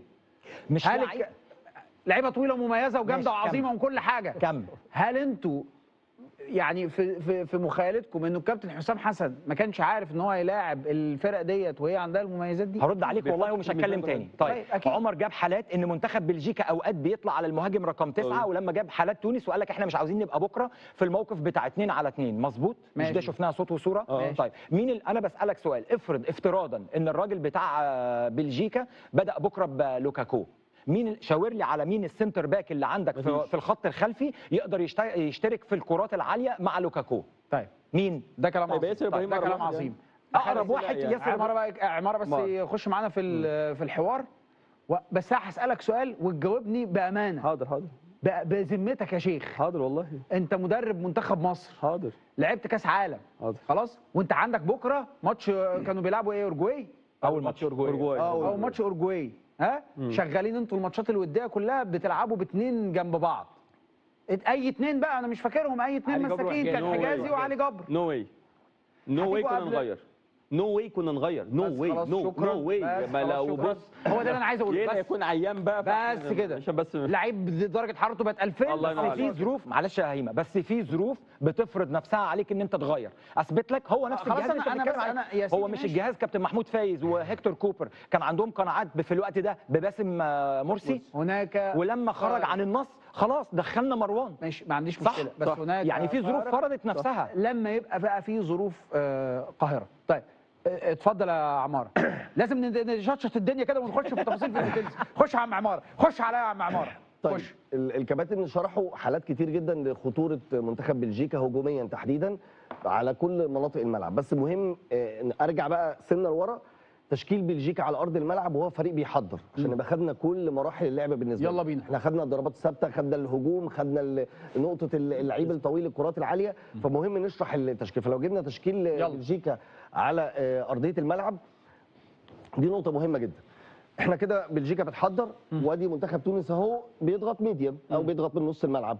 جميل.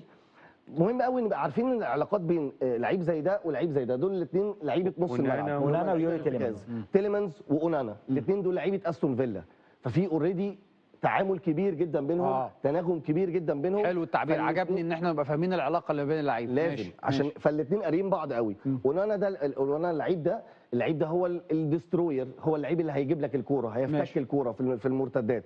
الراجل ده هو العقل المدبر، هو اول حاجه خالص بتبدا بيه هجمه المنتخب البلجيكي.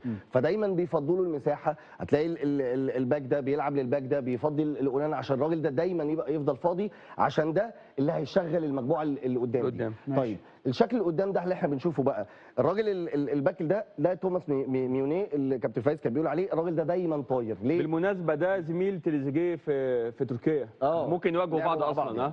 ناحيته حتى. تروسار ده على الورق ده الجناح اليمين، بس هو فين هنا؟ واقف في الحته رقم 10 اللي كان بيشرحها تامر، اللي هي الهاف سبيس. اسعى على كده بقى لحد جوه منطقه الجزاء. انا دايما بدخل تروسار ده لجوه عشان الراجل ده دايما الحته دي كلها فاضيه يطير فيها. بص بقى فين دوكو، هو واقف هنا والباك الشمال وراه واقف ثابت، عشان انا سايب المساحه دي كلها عشان الراجل ده زي ما كان تامر برضو بيقول كرييتور. هو في الاساس انا عايزه هو اللي هيبدا لي دايما الهجمه، هديله كوره عشان ده اللي عنده الحلول، ده اللي عنده الدريبل، ده اللي عنده المهاره، صناعه الفارق يعني. ودي بروين هنا ده اللعيب رقم 10 الثاني. ده ديكتلير ده المهاجم اللي على الورق برضه. الراجل ده زي ما في الحاله عمر جابها لك، الراجل ده ممكن ينزل هنا، ممكن ينزل على وسط الملعب عشان يطلع الناس دي. فعنده طول ان هو يستلم. هو مش مهاجم على الورق فبيتلعب له في المساحه، لا ده هو بينزل بيشارك في عمليه التحضير. فدي الشكل اللي احنا بنسبه كبيره جدا هنشوفه. يبقى الراجل ده دايما هيتحرك في الهاف سبيس اللي هي الحته دي كانه رقم 10، والراجل ده دايما هيبقى لعيب رقم 10 صح كده. الراجل ده هنعتبره الجناح اليمين وينج، والراجل ده دوكو اللي الراجل ده برضو هيشوف هو فين. لو دوكو في عمق الملعب هو بيفتح بيعمل اوفرلاب، لو الراجل ده فاتح الخط هو الراجل اللي بيخش منطقه الجزاء في الحالات اللي قالها عمر. كويس. تعال نشوف بقى منتخب مصر قدام اسبانيا بالشكل اللي كابتن تامر كان بيقول عليه. يلا هنا احنا 5 في تشكيل مصر قدام اسبانيا. ليه 5؟ عشان دايما هتلاقي الواحد الزياده اللي كان تامر بيقول عليه. حمدي بالظبط كده. تامر عايز يقول لك ايه؟ ان بقى الفراغات اللي بتحصل في النص دي انا دايما بالنسبه لكابتن حسام عندي لعيب زياده. فلو في فراغ هنا حصل حمدي اللي يغطي من هنا، والعكس برضو الناحيه اليمين، عشان فتوح بيقابل لامين يامال منين؟ من هنا اهو، فبيقابله من قريب. فانا دايما عايز بكابتن حسام بفكره انا دايما عايز ابقى عندي زياده عدديه، عندي لعيب زياده، بس المشكله ان انت لما بتقطع الكوره هنا ده اللي يروح يقابل دي بروين هنا، ده اللي يروح يقابل من هنا، صح كده؟ الله يفتح عليك، صح كده؟ مشكلتي بقى بص مهند ومروان عينيهم على يوري تيليمانز وكيفن دي بروين. ماشي. انا قفلت فعلا الخطوط هنا جدا وعملت جيم دفاعي عظيم ماشي. قدام اسبانيا، بس بص المساحه بين الراجل ده والباقي كله. كل سنه وانت طيب. بالشفا. فعشان كده اي تحول بيحصل الراجل ده بيبقى مطلوب منه ان هو يلف بالباك وياخد مساحه يقطعها لحد نص الملعب عقبال لما اي حد يظهر له، فعشان كده ما عندكش اي تواجد هجومي. صحيح. عشان كده لازم الاربعه بالنسبه لي عشان تعمل التوازن ما بين دفاعك وبين هجومك. دي يعني الشكل المبدئي. طيب ده كلام حلو قوي، كلام في الكوره ممتع وجميل، بس انا معترض على حاجات كتير جدا جدا ومحتاج اطلع فاصل عشان انا عايز اسال على شويه حاجات في الفاصل اصلا، فيلا بينا وبعدين.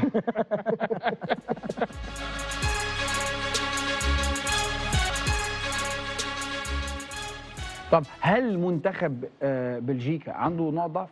طبعا وعنده نقط ضعف قويه تقدر تستغلها يعني. بس اكتر حاجه لفتت نظري وانا بتفرج على ماتشات منتخب بلجيكا ضربات الثابته. يعني كابتن فايز اتكلم على الضربات الركنيه ان هي نقطه قوه عندهم خاصه لما بيلعب على مرتين. تعال نشوف هم في الضربات الثابته وفي الضربات الركنيه عندهم كوارث في الرقابه. القايم البعيد كارثه طبعا، برافو عليك. تعال نشوف كده بالظبط. ده منتخب بلجيكا قدام منتخب المكسيك في المباريات الوديه. هو هنا بيلعب واخد السيستم الدفاعي المان مارك، ما بيلعبش زون، ما بيلعبش ماكس، هو كل لعيب مع لعيب، كل لعيب مع لعيب. وهنا هتلاقي الدايره اللي احنا عاملينها دي 3 على 3. بص الثلاثه دول بيفكوا ازاي يا ابراهيم في مستقبل الحالات. احنا معانا 3 حالات بالظبط.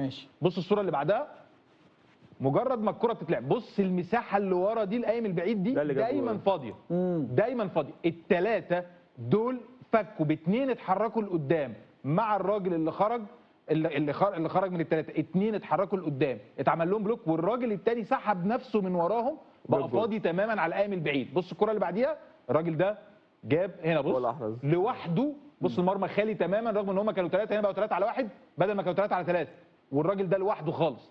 وبقى الهدف الاول للمكسيك في مرمى بلجيكا. تمام؟ طيب دي ظروف ماتش؟ لا مش ظروف ماتش. بص الكره اللي بعديها، الكره دي جون بالمناسبه، بص دخلت جون وهدف المكسيك. الصوره اللي بعديها او الحاله اللي بعديها كررت كتير جدا، دي مباراه امريكا، مباراه وديه، كورنر من هناك بص مان تو مان مان تو مان مان تو مان، هنا 2 على 1 ماشي، سايبين الراجل لوحده خالص. ماشي. عندهم كارثه في الرقابه. بص بقى ال2 على 1 دول برضه هيفكوا ازاي. الصوره اللي بعديها بص المساحه قد ايه بتاعت القايم البعيد، بص الراجل ويستون ماكيني فاضي ازاي. الكره اللي بعديها بص الصوره اللي بعديها الراجل لوحده تماما قدام المرمى في نفس المساحه اللي فضيت قدام امريكا. وهنا مشي الهجمه دي، الهجمه دي حارس المرمى تصدى ليها. اللهم ارزقنا يا رب يا رب. لازم كابتن حسام يشتغل على دي. ماشي. لازم يحصل سكرين للمدافعين، واحد يسحب نفسه على القائم البعيد. بص ده انا جايبها لك من زاويه ثانيه، بص الراجل فاضي ازاي. دي يبقى مين عندنا؟ ده صلاح عملها قصاد المغرب وجبنا بيها جول مع مستر كيروش لو تفتكر. كان بيقطع عبد المنعم على العرضه القريبه بياخد معاه المدافعين وصلاح بيتسحب ويحطها في الجول. بص بقى الصوره اللي بعد كده، الهجمه اللي بعد كده في ماتش برده في مباراه امريكا. بص الراجل ده هنا كام؟ 1 على 1 ممسوك عادي جدا، كل مان تو مان مان تو مان مان تو مان. الرقابه عندهم في البدايه هتشوفها سليمه جدا، بس مجرد ما الكره تتحرك بص يا ابراهيم بيفك ازاي الدفاع بيفك ازاي. ماشي الصوره اللي بعدها الراجل فك لوحده تماما، اتعمل سكرين للراجل وهو بيجري وراه، لف برده من ورا خط الدفاع كله. المجموعه دي بتطلع على القائم القريب، فضل المساحه كلها اللي في قلب الجون، ماشي الكوره الراجل ده احرز هدف. فكده احنا دخل جونين وانفراد من ضربات ركنيه في مباراتين مختلفتين. اخر حاله معانا ماشي الهجمه دي كده جوه الجون. بص الحاله الثالثه اللي معانا واخر حاجه بص ده ماتش ويلز. بص ماتش ويلز، بص برده 2 على 2 2 على 2 مان تو مان. الاثنين دول واخدين الزون بتاع القايم القريب وعمق المرمى كل، وده واقف مع ده واقف مع ده، يبدو شكلهم مظبوط 100%. بص بقى اول ما الكره تتحرك بص الراجل ده سحب نفسه ازاي، سحب نفسه والاثنين اتشغلوا. ده مش دي بقى المشكله ماشي الصوره اللي بعد كده ان الراجل ده هو اللي جاب الجول، لان الراجل اللي نمره 4 ده عمل سكرين للمدافع بتاعه اللي ماسك رقم 6، الراجل رقم 6 دخل جاب جول. فبالتالي ماشي الصوره بعد كده الكره دخل الجون. فبالتالي انت بتلاعب فريق هو قوي جدا لكن عنده اخطاء كبيره جدا في الضربات الثابته وتحديدا الضربات الركنيه. الدفاع والرقابه، هو بيلعب، هو واخد السيستم بتاع المان مارك، مش واخد زون ولا واخد ميكس. يعني احنا نقدر نجيب جون طبعا طبعا ان شاء الله باذن الله، بس احنا نجيب الركنيه بشرط التنفيذ الجيد، ده رقم واحد. رقم اتنين ما تزهقش، يعني لما يجي لك كورنر لازم تنفذ الفكره. لو جبنا جون بالطريقه دي اي حاجه تطلبها اعملها لك. ربنا يوفقك يا كابتن حسام بكره رجاله. بس انا عايز اقول لك على حاجه، مصر كلها عايزه الماتش يخلص، وانا عايز جون بطريقه معينه يعني. عمر بعد اذنك كمان. عمر مذاكر كويس قوي ما شاء الله، حتى انا هو لسه داخل يتكلم على الضربات الثابته قلت له القايم البعيد، فمذاكر. بس انا مش عايز اسودها في وشكم يعني. بس معظم باستثناء ماتش ويلز، كل الحالات اللي عمر ذكرها، مباراه المكسيك ومباراه امريكا، هم ده اسلوبهم في التعامل مع الضربات الركنيه، لان في القايم البعيد بيسلموه دايما لكورتوا. مباراه امريكا، مباراه المكسيك في الفتره دي كان كورتوا مصاب، حتى مع مباراه ويلز كان موجود. فمباراه ما انا عشان كده قلت لك باستثناء مباراه هم عندهم مشكله في الرقابه. يا رب ان شاء الله. سامعني يا عميد؟ واحده مش اتنين يا عم، والله انا موافق بواحده مش اتنين. فدي نقطه ضعف كبيره جدا جدا جدا عند المنتخب البلجيكي، ان شاء الله باذن الله نقدر نستغلها. وبالمناسبه الضربات الثابته هي اكتر شيء بيذيب الفوارق ما بين الفرق. صح. فما تقوليش بقى بلاعب بلجيكا، لا اشتغلها صح ان شاء الله ربنا ممكن يكرمنا فيها. كابتن فايز، نخش يا جماعه نقاط الضعف. طبعا انا وعمر اشتغلنا على نفس الفكره تقريبا، انا مطلع الثلاث حالات بالظبط. والله الويكنس نفس الفكره، ستوب يا جماعه، كله بيقطع العرضه قريبه، اللعيب طالع لوحده معاكم والله. ما تفتوا. طب نعمل ايه؟ او احنا كمهاجمين نعمل ايه في الكره الثابته زي دي؟ التو سنتر باكس او ممكن واحد من السنتر باكس مع المهاجم، نبدا نقطع العرضه قريبه عادي جدا، ناخد معانا الفريق اللي هو الازرق ده، ناخد معانا المدافعين بتوع منتخب بلجيكا، ممكن مرموش ياخر نفسه ويقطع العرضه الثانيه. الصوره بعدها شغل يا شباب. انت جايب نفس الفكره. نفس الفكره، هي انا وعمر جايبين نفس الفكره بالظبط. بص هم قاطعين كلهم المنتخب هنا المكسيكي، والكره نازله العرضه الثانيه جول. شغل يعني محمود سليم اكيد صح، مش محمود سليم؟ طبعا لا محمود شاطر جدا. اكيد محمود سليم دلوقتي مطبق ومخلص القصه ومحفظ الكابتن حسام الشغلانه، لما محللين الاداء الجامدين بتوعنا قافشين الحوار. نفس الفكره يعني ما شاء الله انتوا الاربعه اجماع شغالين. نفس الفكره، هو الفريق البلجيكي كله طالعين بره واتعمل بلوك، هو حط الهدف. شغل يا شباب. هنا جايب تاني فكرتين تانيين بشكل سريع جدا. احنا بنعمل ايه يا شباب؟ هنا البريس في البيلد اب بتاع الفريق المنافس. طب يا شباب احنا بنعمل ايه يا ابراهيم؟ بنتفرج على المباريات السابقه وبنطلع الاهداف او الكور الخطيره التي تم احرازها في المنتخب البلجيكي. احنا نشوف هنا منتخب بلجيكا فايز على امريكا 5-1 وبيحاول يطلع بالبيلد اب عادي جدا. الضغط هنا عندهم بعض الاوقات مشكله في البيلد اب، لو ضغطت عليه الكره دي انتهت بهدف. شغل يا شباب اللي بعديها. قررت ماتش تونس نفس الفكره بالظبط، هنا قصاد ويلز، ده الهدف الثاني لمنتخب ويلز. نفس الكلام، المنتخب البلجيكي بيحب يطلع بالكوره، ما بيلعبش كتير باللونج بول الا في حالات معينه اللي عمر ذكرها في اول فيديو خالص. فاحنا عندنا اوبشن، مش نضغط على طول 90 دقيقه، ده مستحيل مع الحر، مع فرق السرعات، مع فرق اللياقه. المغرب والبرازيل كل واحد فيهم كان بياخد شويه وقت. الله ينور عليك. يعني هي دي الفكره. يعني انا يعني الشوط الاول ممكن 3-4 مرات تعمل بريس، بس بريس صح، الخطوط كلها متقاربه، كومباكتنس، احنا طالعين ضاغطين، نضغط على اونانا او نضغط على تيليمانز، نضغط عليه ان هم بيغلطوا. الصوره اللي بعديها يا شباب دي كلها انتهت باهداف. هنا بقى في هم الفريق البلجيكي طالع يعمل بريس، الفريق الاحمر طالعين بيضغطوا بريس. الفريق الاوكراني ابتدى يحرك الكره بشكل سريع، ما بيسيبش الكره في العمق، بيطلع الكره على الاطراف ويلعب اللونج بول على طول. سوري دي البريس، انا اسف. دي نفس الفكره بالظبط قصاد كازاخستان. الهدف الاولاني كازاخستان ضغط على السنتر باك ارسر وجرحوا احرزوا هدف. الصوره اللي بعديها يا شباب ده الكاونتر اتاك، لما هم بيضغطوا على الفريق المنافس. المنتخب البلجيكي كله ضاغط، الفريق لابسين ازرق، زي منتخب اوكرانيا طلع بالكره بشكل اكتر من ممتاز صح. وراحوا ايه هجمه مرتده وانتهت بهدف. هنا بقى مرموش، صلاح، امام عاشور، زيكو، ازاي نقدر نستغل في ظهر الباكات. بس انت شايف بقى المساحه قد ايه اللي هيقطعوها؟ 2 لعيبه لازم يبقوا فعالين جدا وماشيين على المرمى. طيب الصوره اللي بعديها اللي ايه اللي هنا الصوره دي ستوب. هنا بقى يا شباب الفكره وانت بتعمل الكاونتر اتاك، ودي اللي ناقصانا مع منتخب مصر مؤخرا. وانت بتعمل الهجمه المرتده دايما انت عندك، لو قلنا الكره على الطرف اليمين تعتبر كل اللعيبه بتجري هنا كده، بص تجري بالعرض، رايحين يجروا ورا الكره ناحيه اليمين ماشي، والعكس، او في العمق نفس الفكره. احنا مقسمين الملعب لخمس ممرات، الفلانك اليمين، الهاف سبيس، العمق، الهاف سبيس الثاني، الفلانك. انت كمهاجم بتعمل ايه؟ شوف انت منتخب ويلز بيعمل ايه. ادي واحد هنا فاتح عرض الملعب، ادي الثاني فاتح عرض الملعب، ادي الثاني فاتح عرض الملعب، ادي الرابع فاتح عرض الملعب. ليه؟ علشان يصعب الامور على المنتخب البلجيكي، تعمل له استرتش. فمطلوب النهارده بكره لو زيكو هو اللي هيلعب وينج شمال او امام عاشور او على تريزيجيه، ان هو ما يجريش ناحيه الكره، يفتح عرض الملعب فالمساحات تبدا تتخلق، نبدا نتحرك فيها ونبدا نعمل ايه الثروهات. هنا دي راحت ثرو بالمناسبه وراح واحرز هدف المنتخب. زيكو هيلعب في الفلنكات هناك. بص يعني باللي احنا كده استشفيناه اعتقد هيلعب ناحيه الشمال، وبما عمر عارفه كويس يعني هيعدي الفلنكات، هيعدي فلنكات من المفترض يا رب. مع صلاح مع عمر مرموش. الفكره دايما يا شباب ان احنا ما نروحش ناحيه الكوره. انا يعني بالنسبه لي في فيديو كده عامله ممكن تتفرج عليه في الاخر بتاع زيزو، هوريك تو فيرجنز من زيزو.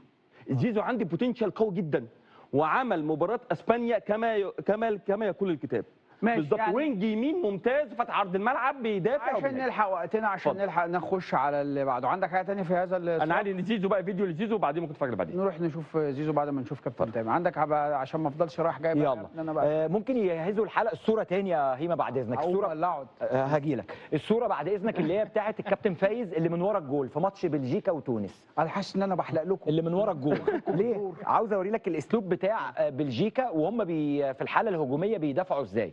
هم منتخب بيشتغل على تضييق مساحه اللعب في الحاله. لا الصوره اللي هي كانت من ورا الجول يا شباب بتاعه ماتش بلجيكا وتونس. ايوه هاجي لك. ما هو يلا بينا عشان ده فيديو بس. الفكره كلها هيما ان هم في الحاله الهجوميه، بتكلم على منتخب بلجيكا، وهم في الحاله الهجوميه بيشتغلوا على تضييق مساحه اللعب في الحاله الدفاعيه. حلو قوي، نقف يا شباب.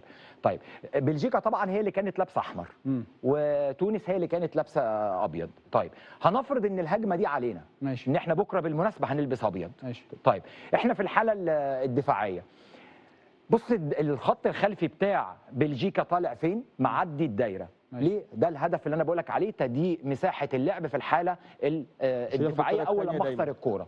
ماشي. صحيح احنا نجحنا فيها في ماتش البرازيل، ان احنا سلمنا عمر مرموش واحده قدر بمنتهى القوه انه يحجز على ماركينيوس ويقف على الكوره ويلف بيه ويلبسه انذار لو فاكر في نص الملعب. بس مش كل مره عمر هيقدر ينجح مع السنتر باك، خاصه ان عمر مرموش اصلا ما عنديش قناعات ان هو 9. ماشي. بالمناسبه بشوف ان عمر اصلا كل خطورته كلها انه يبقى جاي بوشه من المواجهه. طيب انت بتلعب من غير 9 ومصمم كابتن حسام يلعب من غير 9. طيب احنا لو فرضنا ان السنتر باك بتاع بلجيكا اللي في الحاله الدفاعيه، والراجل ده بالمناسبه غير مراقب، يبقى احنا ايه اللي مطلوب مننا هنا واحنا في الحاله الدفاعيه لما نقطع الكوره؟ ايه بقى؟ ما تسلمش عمر مرموش او صلاح الكوره في رجله. ايه الهدف ان انت تسلمه الكوره؟ يا فندم في المساحه بالظبط. لا مش في اي مساحه. ما دي تعتبر مساحه. لا في مساحه في الظهر. شكرا. الله يرضى عليك. هي دي اللي هي من اول ال 50 متر. ما هو الملعب لو فرضنا ان هو 100 متر، يبقى انت من اول 50 متر لغايه الجول كيبر. اولا انت بتستغل ان كورتوا مش من نوعيه الحراس اللي بيطلع زي نوير يغطي في ظهر المدافعين. ماشي. لان هو طويل وحركته نوعا ما في السرعات مش سريعه قوي. يبقى انت ما تسلمش صلاح او مرموش الكره في رجله. ايه الهدف؟ ايه اللي هتستفيده لما تسلم مرموش او صلاح الكره في رجله؟ هيعافر على بال ما يقف عليها ويحجز بظهره ويحضن بظهره ويحط للي جاي من وشه، وليكن مهند او وليكن مروان او وليكن امام، وعشان يبدا يجري ويحطها له تاني. طب ما انا احطها من الاول في ظهر المدافعين وادخل مرموش خليه سباق سرعه في سباق. شكرا. الله يرضى عليك. في سباق سرعه، ما احطه في سباق سرعه بالمواجهه. ايه الهدف؟ ان انا احطها له في رجله ويقف ويحضن ويدخل في سباق سرعه. عفوا في سباق قوه. ماشي. فهمت الفكره هيما؟ حاجه ثانيه هنا يا ريت لو دخلوا بقى في الحاله اللي بعديها، معلش عشان يبقى ما حرمتنيش من حاجه قبل ما تقعد. حاله البرازيل، لا اللي بعديها يا شباب اللي كانت حاله البرازيل لكابتن فايز. الفيديو فيديو اول حاله لمباراه مصر ماتش مصر والبرازيل، اللي هي الحاله اللي كابتن محمود فايز بس لا اقف يا شباب. الفكره اللي هي كانت اللي انا بشرحها لك، الفكره ان نلعب ب5. طيب الفكره ان انا مش عاوزها ان هنا الراجل مهند بيشاور على انه يروح مع فينيسيوس جونيور، ان ياسر يروح مع فينيسيوس جونيور. ده عفوا ده ياسر. انه يروح ان مروان ان مهند عفوا ان ده مهند وده ياسر. ده مهند طرف. طيب ما انا مش عاوز الراجل ده يتطرف ويروح يقابل. انا زي ما بقول لك انا عاوز واحد دايما في الخط الخلفي. ده هاني، بس هو بالمناسبه اللي المفروض ده يبقى فتحي. لو مش عملوا كفرج بس لبعض في الحاله دي اولها كورنر. هنمشي نمشي يا شباب. هنمشي بالفيديو. هي هنا طبعا 5-2-1-2 بالمناسبه اللي هو امام عاشور. طيب هنا بقى نقف.